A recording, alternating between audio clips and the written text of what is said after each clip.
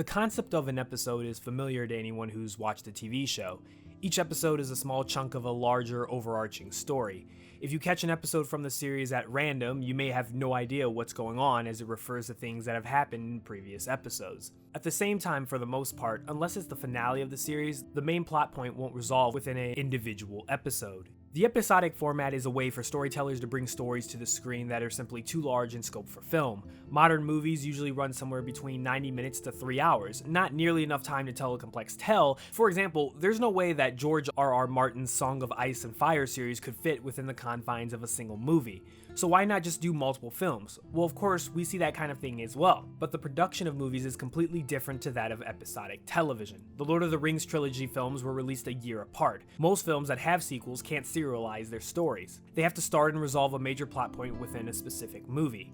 Obviously, there's more to the episodic format than just artistic freedom to tell bigger stories. Episodes have relatively short production cycles, and the first episode of the series can be released before the rest are made. In fact, networks commission pilot episodes all the time. Most of these we never get to see. These pilot episodes are used to judge if it's worth greenlighting the whole series or not. A classic example of this is the original plot for Star Trek. The episode titled The Cage had no Captain Kirk, a Spock that was completely different personality-wise and a different first officer among other things. The network did not like this, but decided to give the creators another chance. We never got to see that pilot until 1988, and as you know, the rest is history. So there's a lot of creative and business advantages going into the episodic route when it comes to television. But what about games?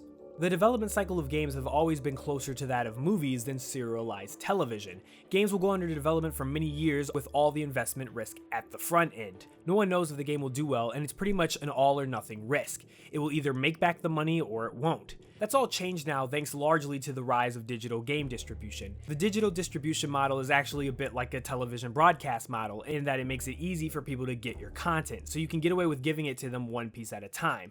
One of the first episodic games was Half-Life 2 Episode 1. It's no coincidence that Half-Life 2 kickstarted the digital distribution revolution and that its first sequel was an episodic game. The Half-Life episodes themselves are pretty great, but all anyone remembers now is how it stands as a monument to episodic game failure, since the finale of the series has been waited on since 2007 when Episode 2 was released. Although episodic games have had a rough start, these days it's actually a pretty solid category. One publisher, Telltale Games, has even made it their main product with some very memorable games coming from that stable. Recently, however, another AAA franchise has made its way to the episodic format, and not without controversy. The latest installment in the iconic Hitman franchise is now an episodic game, and a lot of gamers simply don't like that. I first covered the game's announcement of turning into an episodic game in my previous Flow video, Episodic Exploitation. A lot of the issues were once again brought to my attention in a recent Polygon article published on August 15, 2016. The most interesting point in this article to catch my attention is that IO Interactive is of the opinion that gamers should not judge episodic games on the first episode,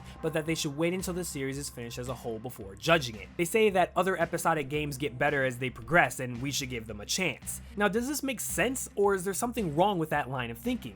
Let me break this down and really get to the bottom of it. So first, let's start with the parts of the argument that, well, can't be argued with. First of all, it is true that an episodic game can get better over the course of its run. It's inevitable that the quality of the episodes won't be identical, and that means that the first episode may be far worse than the last, or vice versa. It's also true that if you look at a series that has completed its run, the good may outweigh the bad and you could recommend it to someone as a whole. What I don't agree with, however, is that we should give not so good episodes a pass on the promise that things will get better. And here's why. First of all, each episode is an individual product. We didn't make that choice, the developer or publisher did. They price, sell, and release the episodes separately. That means we're completely justified in judging a given episode in isolation on its own merits. An episode in a larger narrative still needs to be a satisfying experience by itself. It has to introduce and resolve plot points. It has to be a good story by itself that keeps us engaged for the long-term payoff. In fact, your very first episode should be your strongest one, or at least so strong that people will want to play the second episode. If a network executive told you that your TV pilot episode sucked, and you asked them to give you a chance because it gets better, you'd probably be laughed off the property.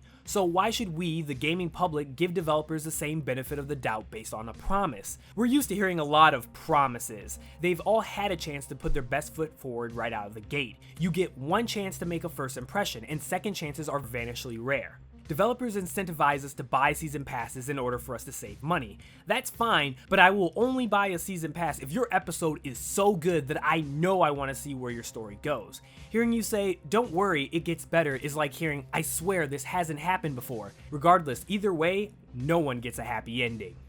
Hey guys, thanks for getting to the end of my video. If you enjoyed it, why not leave a like and let me know your thoughts in the comment section below. And if you really enjoyed this video, why not share it on your favorite social media? And if you really enjoy my content and you wish to support future content, I have made available a Patreon that you can back. Thanks again for all the support, and I'll see you guys really soon.